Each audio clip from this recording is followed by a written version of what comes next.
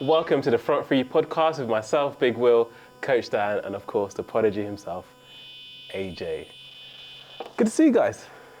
It's always good to see you guys. Yeah. Is it?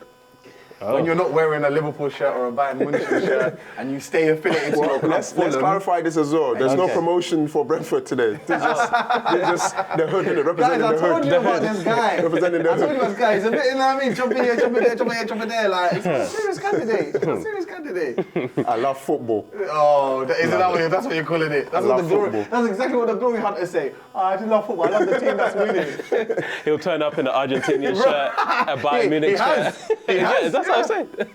Is there a contradiction there? Seems like it. How do you go from Argentina to Bayern Munich and there's a contradiction? But then there's Brentford as well. Yeah, how is that still a contradiction? And then you support Fulham. West London, what's going on? This is not West London. Where's Brentford located? Brentford is located Well, west of London. It's London, isn't it? Okay, so you're talking about London. Yeah, London. It's all London. I could never come here and wear a West Ham shirt. Why am I being castigated for wearing Brentford? Are they not the best team in the league? The best. What? Okay. Oh. Well, the table doesn't lie. So if you look at the table, actually, Arsenal are the best team in the league right Forget now. that team, man. Let's Oh, move on. okay. I'm surprised not to mention Liverpool either. Wow. Interesting. Yeah. Interesting. We've got to let someone win once in a while, isn't it? Just a quick one. How's Trent doing? Trent, how's he doing? Last I heard he was on the bench. Oh, okay. Last I heard. Yeah. Yeah, go on. The weekend is fast approaching. Do you want to tell the people what they need to do, AJ? If you're not a glory hunter,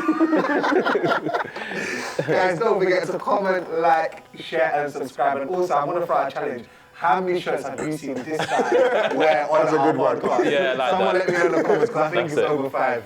And he's never worn a Fulham shirt. And he's supposed to That's actually a good point. That's a tune. That's very true. Been making my little observations. All right, so in today's episode, we're looking at the race to the bottom. Yes, we're looking at the relegation fight in the Premier League this season. Perhaps the most exciting race for relegation, if there's such a word. As you can see here, we've got, half the league are in this relegation battle. Well. But before we even get there, AJ, we were talking about Frank Lampard and Chelsea even before we got to the studio today. I have one comment to make. Go on. If Chelsea were on 30 points, this guy would get Chelsea relegated. I'm telling you. Because, look, I was saying earlier, obviously off air, that for Chelsea, this is actually a no-brainer of a move. You bring him in, he needs a jump start to his career after the failings of the past. Number 2, he loves Chelsea. He's a Chelsea legend, number 3. Number 4, he knows Chelsea inside out. And on number 5, to be fair, they've got a lot of young players who have come in. Frank Lampard, when he was at Derby, for example, had very good relationships with the younger players, bringing them through, and of course he had done as well as they did, and then he got the move to Chelsea. So I think for Chelsea Football Club as a whole, with about 9-10 games left of the season, in the Prem probably 9, I think it is, and then, they're not getting past Real Madrid, so yeah, 9 games left of the season. Bring him in, steady the ship, galvanise some of the young players, give them a bit of confidence, while they, behind the scenes, do their work and appoint a long-term successor who can have a fresh slate to start with in the summer, start implementing his ideas, start looking at targets and stuff, and start clearing some of the deadwood, because there's a lot of deadwood at Chelsea. So I think from a Chelsea front, it makes sense for them. Because the truth of the matter is, if they were to bring in Enrique or Nagelsmann, who's been linked, or even Antonio Conte, who I saw this morning had been linked, aside from Conte, the other two, they've never managed in a Prem before, number 1. Number 2, they don't know most of the squad, so they have to come in, adapt, sort out the training pitches, sort out the way they work, bringing their own backroom staff. That takes a lot of time. It takes a lot of time to come in, implement, and start your way of play. The truth of the matter is, if one of them came in, Chelsea would lose games. And what you don't want is a fan base that, obviously right now is agitated, start becoming mad at a new manager who's coming from abroad with new ideas and stuff. So it makes sense what they're doing. Preserve the new manager coming in, let Frank come and take the reins. The fans will get behind him, he's a club legend. And let's see what they can salvage out of a very, very poor season, especially domestically. Yeah. So, if they're on 30 points, he'd get them relegated. I'll say that for free. For sure. The downward spiral this guy's on. So let's look at a few of those teams in that relegation fight then. Let's start off with West Ham. So, Coach, yesterday they lost, was it 4-1? 5-1 at home, 5-1 at home to Newcastle. David Moyes, should he still be in that job? And if he stays in that job, is he going to take West Ham down? You know, I think they've assured him he's going to be in charge by the weekend.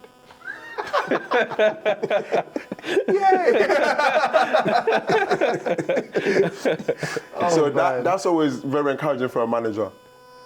He shouldn't be there if they don't get points on the weekend, not even points if they don't win the game. For a long time, he's been losing games that they shouldn't be losing. And it's the manner in which they've been losing. And not only that, I think this season they backed him. With the players that he wanted, he got in some very fine footballers. None of them have performed. I think that's unacceptable. I think that's unacceptable. And the agents of those players have also got to be asking, you go ask questions of them.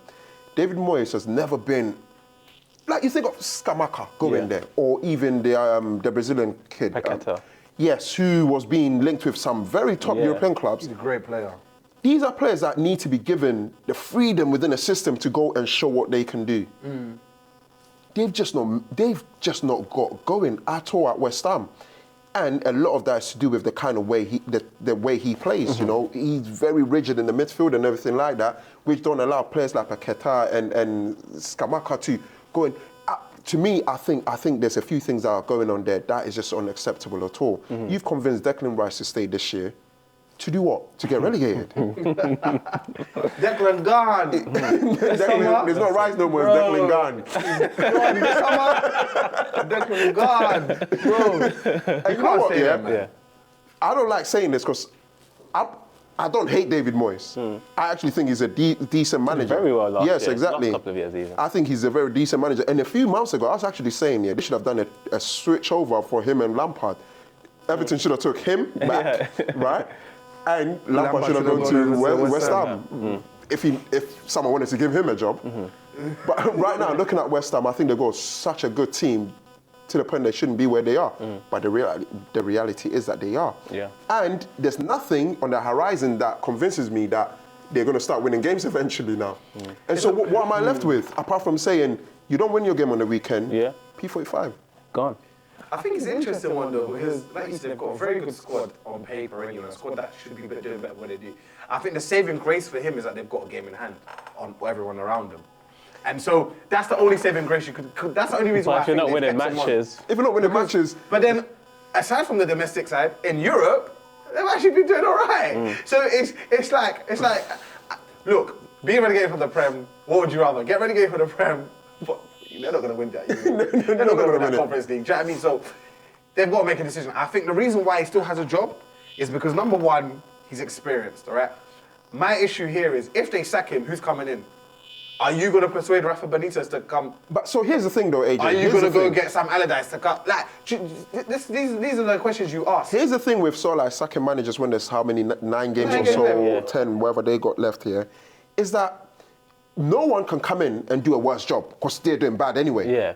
But the problem is, if you let him go now, you have to pay all this compensation that doesn't benefit the club either, you know? So what do you do? And I think it's a tough decision for these That's why I said it's a sticky situation. Exactly, for especially... For the owners, I mean, exactly. I can talk about however much I want, right? It's their wallet that they've got to open up, innit, and pay who they need to pay. Don't be doing a Chelsea. But I think honestly, right, he's been there for a while now. I think once you go in 15, 20 games into the season, you don't need a manager to convince you no more. They've done enough. I think that's enough to convince you whether you should keep them on. And him and a few managers that we will touch on upon, I think should have been let go time ago. So you're saying right now it's too little, too late? Yeah, I mean, you got to stick with him. Yeah, it's weird. See, that's what I'm saying. It's doing pretty decent in Europe. What you've got to say to him is, look, because you mentioned it earlier, it's the manner in which they're losing. When I watched the game, the mistakes that they made were just like, bro, you're just like, I actually thought the players were not on purpose. I swear down. The mistakes were so bad.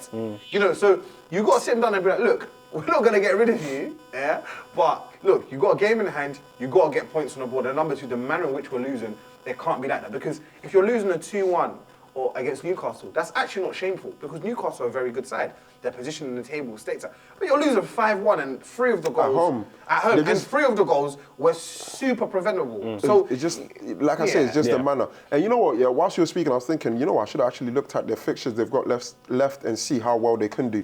But I also thought it's irrelevant. Yeah. They play teams and they should have got points against it. They haven't been. City, Arsenal. They've got. It's a tough. All right, then AJ, switching gears now. Let's talk about Leicester. They've just sacked Brendan Rodgers. They're 19th in the table. Is this? You guys know I've been saying for months, like the guy's P45 is just screaming, like give it, like the people inside is just saying, dish me out, dish me out, dish me out. It's a little too late for Leicester. Another one. I think we were talking. They've lost 18 games this season. Crazy. That is so nuts. 18 games you've lost. Like, come on. And I said, look, I look at the Leicester squad. How, like I said last year, how does Brendan want to reinvent this squad? You've got an aging Jamie Vardy. The signing of Daka hasn't worked out. You've got Kelechi Iheanacho who gets given a fair chance and doesn't, but he can score goals. Harvey Barnes is probably your most exciting outlet. They made a few signings here and there. James Maddison obviously was injured a few times. But this Leicester squad cannot go down. But at this moment in time, it looks like they are. And I just feel like they... Do you know what it was? They were just too loyal to Brendan because of what he's done previously. But the writing was on the wall. I think it's a little too late. Who are you going to get in now, Leicester? Who's going to come in with 9 games left and make that difference? They should have stuck with him and said, we're all going down together. Because right now I'm looking at Leicester and I'm just thinking, you know, aside from Maddison, who's going to make something happen? You know, listen, I don't want to call players out in it, but when I look at Leicester's backline, there's 2 or 3 players there. You cannot stay in the Premier League with those players. I don't want to mention names today, but it's just crazy. I'm looking at this image there. That's an old one, isn't it? I think Will was just trying to mock Leicester because he's trying to remind them of the glory days. I think that's what he's trying to do. Fofana was there. Fofana and Evans and everything like that. It's either that or it was a terrible mistake for him. So let's assume that he was just trying to take the If you actually go for the Leicester squad, the keeper's terrible. The defence is poor. And like, so...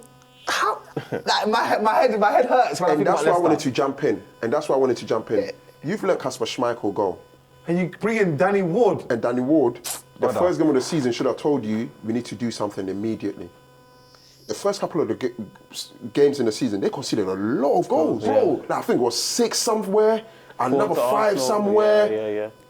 And the mistakes the goalkeeper was making, was very bad. And how much has that defence changed? Nothing's changed. Thank you. Nothing's changed. Thank you. Kasper Schmeichel is a very good goalkeeper. Very good goalkeeper. And he's been there for over 10 years. Like, you've got to do everything and to you get him let to him stay. go. Whoever comes in has to be better. Not someone that is good. I think and especially how much Leicester's invested. You know, the owners have invested into this club. I think. But not much during the summer, to be fair. No, you don't have to invest in a single window for you to be classed as you've invested. They've done a lot for this, for the manager. They've done a lot. But now they've taken their hands off the purse strings and look where they're on the table. Well, regardless, they didn't, loosen up the purse strings in the summer or this winter window. I still think they have such a top team to not find themselves where they are. How about that? And sometimes this could happen. I think, when you think about, 2 years running where they were close to the top 4, Brendan Rodgers has squeezed everything he can from the players. In fact, they're tired of hearing his voice, so maybe now his voice doesn't make much of an impact in the changing room. In terms, as they say in the term, he's lost the dressing room. He's lost the dressing room. They're too good to be where they are. I think it's, I'm saying West Ham is unacceptable. I think this is unacceptable. Because they're two huge clubs. Yes. Remember, Leicester won the Premier a few years ago, Yeah, true. Not only that, and since he's been there, they've been going Champions League, then they've dropped out. So he's proven over and over again, he's not the man for the job. Okay, interesting. Listen, the moment it comes mathematically that they're done, the excess at Leicester, oh my day. Out of the current group, who do you think is going to... The defence will stay because they're not good enough to go anywhere else. But Maddison, gone. Harvey Barnes, gone. Kelechi probably nick a move to a mid-Honestly, with their team that they have, if you're picking their top 11, none of them will start the club because all of them could play for decent teams in the EPL. So, for me... Tielemans has seen this coming, Bro, that's why they signed a contract. That's why they signed a contract. Man, he saw it on the horizon. He said, Brendan, Yeah, no chance. Maddison is a top 4 team kind of player. Bro, Harvey Barnes, very underrated. I think he's a top player. Top Harvey winger. Barnes. The goal we scored the other night. You know, there's a mystery at Leicester as well that I've never really understood it, right? And it's that player Suyonku, the Turkish kid. Yeah. Bro. His first season, very good. Phenomenal. Very good. I don't know what happened. They would have got. It's like, do you know, for those who watch Simpsons, it's like they had Krusty the Clown and then they would have got Sideshow Bob in Fuzz because he's worse than him. Yeah. He's worse than Sionchu. All right, albeit Sionchu sometimes makes me say, but that Fuzz guy is worse than him. But he was very good. He was very good. I think the partnership between him and Fofana when he was there was brilliant. Yeah.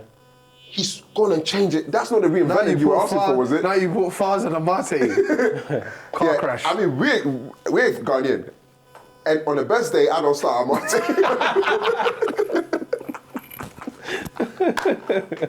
On his best day, I don't start that guy. Maybe for my U9s.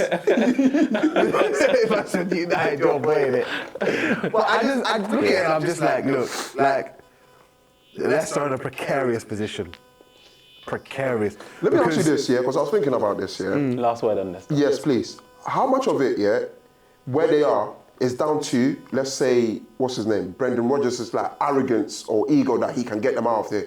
Because his statement that he brought out, yeah, is that we are confident that we could have got us. Yeah. You had 29 games to have done that. What did he say? He was so confident he could get them out. Yes. Listen, that guy is How much of that is based? It's PR. Because of course, you still want to look good. You lost 18 games. No, I didn't lose 18 games. You didn't lose 18. He lost 18 games in the Premier League. That's as many as Southampton. And Southampton are rock bottom. Well, and Leicester just up there. So take from that what you want. Yeah. That's a very silly statement he put. He needs to repent. Yeah. Let's quickly move on to Everton then. Again, they've been in the top flight for almost as long as Arsenal, I think it is. Are they in serious jeopardy of going down, do you reckon, Coach? Everton's issue is they have no goal scorer. And so Dominic Calvert-Lewin's out. Well, they've got this guy here. Oh, come on, man. Everyone has Gaspar the goal, but he's still horrific defending for the penalty. Yeah. This guy, I told you guys about this guy, but I'm not going to touch on him. But all I'm going to say is Everton's issue is Everton always sign B-Tech players from other Prem teams who it hasn't worked out at. I always say that if you don't add better players from different leagues or something like that, is always a tonic for disaster, okay? No matter how good you may think the player is, you can't keep on signing B-Tech players. Like, bro, they went and got Idrissa Gana Gay back from PSG. Like, bro, sometimes I just think about certain decisions the club is making. I'm just like, I'm bamboozled. I'm just like, what's going on? So anyway, for them, they're toothless up front, okay? You never had a good understudy to Dominic Calvert-Lewin. Neil Maupay they brought in hasn't hit the ground running. The Murray Gray has been probably the brightest light. Anthony Gordon forced for a move to leave because he saw this coming as well. You see what? It's just little things. The Great Escape. The great escape. That's the great escape by Anthony Gordon. Because you got him into Newcastle. And Newcastle get Champions League. Wow. Wow. He's in Europe. Newcastle, I think, make Europe. So. Bro, so if for him, his decision is whether he plays 1 more minute till now to the end of the season, his decision is justified. I'm looking at Everton right now, and I'm looking at the attack, and I'm worried. I'm like, where are you scoring goals from? Who's going to score your goals? And Everton's another one, huge club. The very moment they get relegated, mass exodus. Onana will go to one of the top 6, 100%. I think he's good enough to do that. And then all you see is Damari Gray. He'll find another, even if it's a mid-table Prem side, or he'll go abroad. So you got to look at these things, and for Everton, I don't know. Quick word. I can't see goals from Everton. Does Sean Dyche keep them up? If anyone could, it's him. They've already played their card, right? They've played their card, and I respect them from doing it as early as they did. Yeah. Which could be their saving grace. Yes, because they picked up points here and there. Yeah, so and he's disciplined enough as a manager and knows the league, and he's done it with worse players, and so you would imagine he should see them through. But I think they find themselves in this situation because for years they've just squandered money, paid over the odds for bang average players that they shouldn't have been doing that to. Who are B-Tech players? You brought in sometimes just play in your league. It was never a good thing to bring Ancelotti to that football club. Because what he done was he brought in players that want to go and play for a manager. And Ancelotti, that was just said something. He was doing them a favour. He was doing them a favour. If anyone can convince me, that was like Ancelotti dying off. That's impossible because he's going to win the Champions League, won the Liga, dominating it, football as he's always done. And what happened to those players that he brought in? They no longer fancy playing at Everton. Nope. Rubbish weather. They don't get the food that they get in Spain and where they're coming from. So he left this out. And I think that's just poor. I don't know who was running that program. It shouldn't have happened. It's happened now. They're in trouble. They got good players again, but there's nothing about Everton that I look at and I think, if they stay up, they need to do a massive reset of the club. Definitely. And the whole structure of the club, players, training facility, the structure has to be huge if they stay up. Big if. Of course. Let's move on to Crystal Palace then. A few weeks ago, they sacked Patrick Vieira. They've brought Uncle Roy back. Grandpa Roy. Just a quick question. Yeah. I thought it was a consensus. You never go back to your ex. Well. A few clubs are adopting that now, isn't it? Big Clubs go back to their ex. At Crystal Palace, not only, bro, the ex was like retired. He was out of the game. He was married and left the game. Oh my, I'm not even going to come on this. I'm just going to keep quiet because this is wild. I mean... Was it the right thing to let Patrick Vieira go? Another one. The guy started, just let him finish. Also, Wolf was out for a period of time. Palace is another one. They haven't got... I thought Edouard would be the guy that would bring in and he'd score goals. But he's been hit and miss. Jordan Ayew, the less said the better. Then you got Mateta. Very underwhelming, right? But then behind them, you've got genius young players, Elise, Eze, Wolf, you know. So Palace, I feel like they could have stuck with Vieira and they would have been all right. Was it a knee-jerk reaction? Probably, because of course they hadn't been picking up points like that. But to go get Roy, but then why they went to go get Roy is in relation to the same way Chelsea went to Frank, someone who knows the club, has been there, and Roy has the experience. So, you know, they want to consolidate for their place in the Prem. I understand it, but I feel very, I feel like Patrick was hard done by. You know, this thing about they know the club, experience, it's overstated at times. I think what you need is a manager that can get the best out of the players you've got. I think that's the key thing you should be looking at. Okay. Right? That's the key thing. And so when you bring in Roy, yeah, he's going to play something that just let's get a point here, let's get a point here, let's get a point here. I don't know if they need to be doing that as a football club when you're trying to move on. Because now, the idea was to do that with Patrick Vieira. You've let him go, you have to find another way of doing things again. And I thought his recruitment was good. You know, and you know, there's not much Vincent Kompany said about his sacking that I disagreed with. I agreed with most of what he said, yeah. Listen, what was you expecting Crystal Palace to beat any of those teams that they come up against? Those were very tough fixtures, you know. And the thing is, they didn't even play bad in those games. They were actually in some of those games. It was fine margins. And the Man City game, for example, where they give away that penalty. And little bits of quality. So I think that one, out of all the managers that have been let go and should be let go, his one was there's a bit of injustice there. But I think, is it Steve Parish, his name is, he came out and he said, look, we just looked at the table, seen the teams that are around them, they have better players. Whether he said no or not, that's what he's trying to say. They are better players and I just couldn't trust that Patrick Vieira could do it. And so we have to make a decision. Football's so interesting at times because now Roy comes in, let's say he keeps him up. What do you do now? What do you do now? What, Roy's going to step aside? Who are you bringing in now? Yes. Who's going to look at this Crystal Palace and think, oh, yeah, I can come in and do X, Y, Z, but hold on a second. If we start struggling, they'll get rid of me and bring Roy back. You see what I'm trying to say? So, so it's like, what is the foresight with all of this? Who are you going to get? Are you going to bring in a young manager next? Maybe Brendan Rodgers will go to Crystal Palace and do something in the summer. Maybe. Who knows? Lastly, let's look at Nottingham Forest. Big spenders in the summer. Again, the chairman, they say they're going to keeper keeps his job for now. Are they down, fellas, or not? We spoke about this earlier in the year, and we said, like, listen, you can't go and sign over 28 new players and just think it's going to work. Like, recently they've been showing little glimpses of good form and stuff. You know, people have been stepping up to the plate, but it's difficult, man. it's almost an impossible job. Like, for him, bro, another 2 games or so, bro, the curtain's done. So here's the thing with him, yeah? Going to sign that amount of players, he's done okay. Because only he could have brought in that many players and still been able to get results. Because I think here, what that tells me is that we don't know what we're doing. We think we know what we're doing.